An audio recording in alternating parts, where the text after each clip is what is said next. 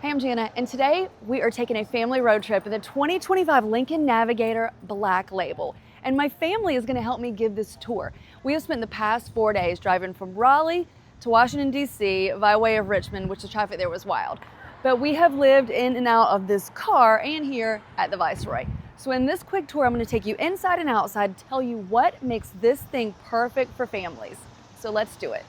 First of all, check this out. We have a split gate. We have a lift gate up top, but a tailgate on the back. And this thing has gotten so much use. We stopped for this really sketchy lunch and there was nowhere to sit in the restaurant. So we took our food in Virginia and we sat back here and ate. There's a little table, so I'm gonna show you what that looks like right now. Can you move? I want to sit down. But let me just say, with the third row up, we got all this luggage in for the weekend. And I know everybody likes to mansplain on how they would better pack the car. But let me just show you this. We got a lot of suitcases, 2 overhead bags, a cooler, a duffel, this would have to be checked at the airport. This is so big. And our little souvenir bag from the White House gift shop. And all of that fits with the third row up. So what this means for you is that you can haul all of your people and all of their things. This is a 7-passenger. You fit 3 in the third row, and then we have captain's chairs, and I'll show you all that when we get inside. But you can put a whole lot of stuff in the Navigator. Under the hood, you have a 3.5-liter V6 engine. That is powerful. But one of the things I love the most, in addition to the power, is the styling on this 2025. We have this light bar that goes all the way across the front, and the Black Label is going to give you this glossy black grille and these 24-inch ebony wheels that look amazing. You also are going to get automatic running boards, so if you're a shorty, it's going to help you get in and out of the Navigator with no problem. Boards are really helpful when you have kids getting in and out of the vehicle, like this guy who's no longer in a car seat, but he needs that extra clearance to get in and out. You can already see the outside of the Navigator looks amazing, and I could spend 10 minutes just appreciating how beautiful this looks, especially in this copper metallic color, which I love. But if you are buying this for your family, you want to know how functional it is. And we're going to take a deep dive into the cabin to show you what you get to experience as the driver, the passenger up front, and as kids in both the second and third rows. So let's do that right now. I don't mind being in the passenger seat in this car because these seats are so comfortable. They're 28-way power adjusted for the passenger and 30-way power adjusted for the driver. They're also heated, ventilated, and massage. But I'm going to show you in a second. They have this relaxation mode up here, which is wild. Lincoln is a whole sensory experience. It has digital scent, which will waft a nice, gentle scent into the air, and it is gentle. I have allergies and the most sensitive little sniffer, and things make me sneeze. This did not, so for my sensitive folks, just know that. You can actually feel the massage. A lot of cars, I'm like, oh, it has a massage, and you're sitting here like, is it going?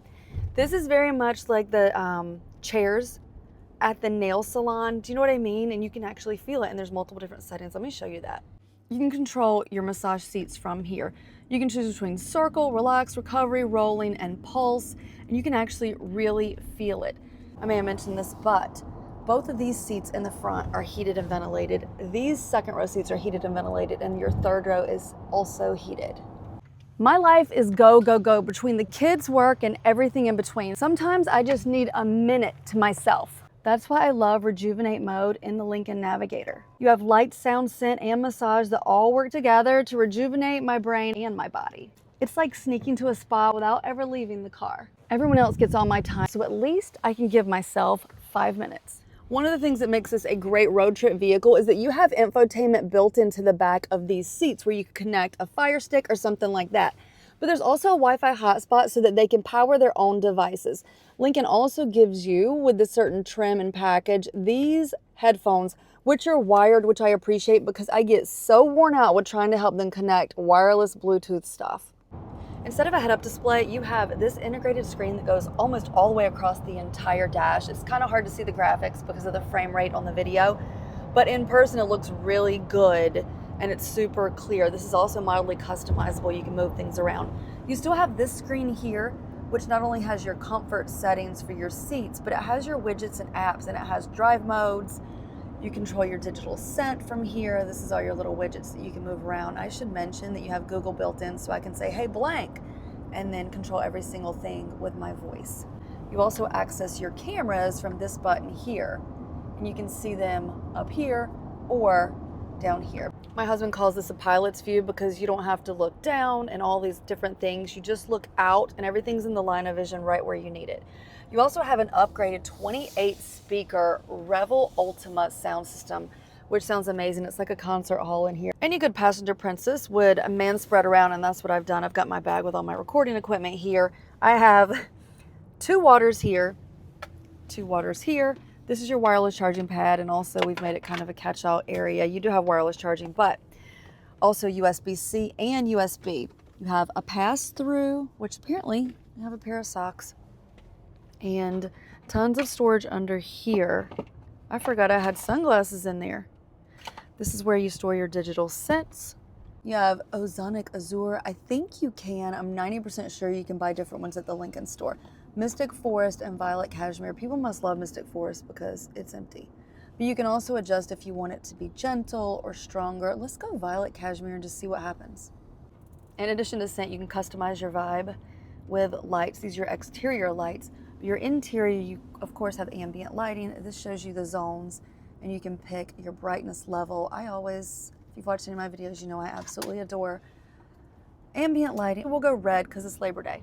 We've been driving for 4 days thus far, and we are averaging 17.3 mpg, which is right in line with what Lincoln says is average, 15 city and 22 highway. Also, before I get ahead of myself, I will tell you that the total MSRP on this is $128,000.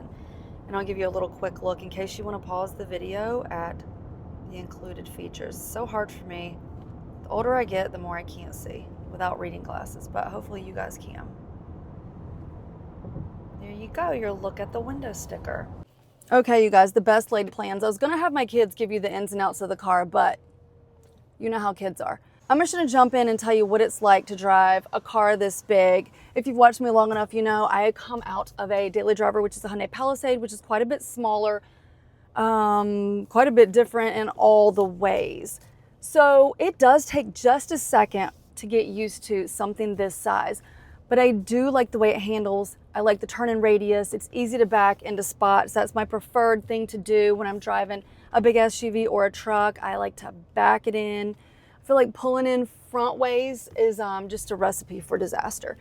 So this does not have air suspension, adaptive air suspension. Instead, it has adaptive suspension. So it actually has cameras or sensors that check out the road and then dampens your ride accordingly.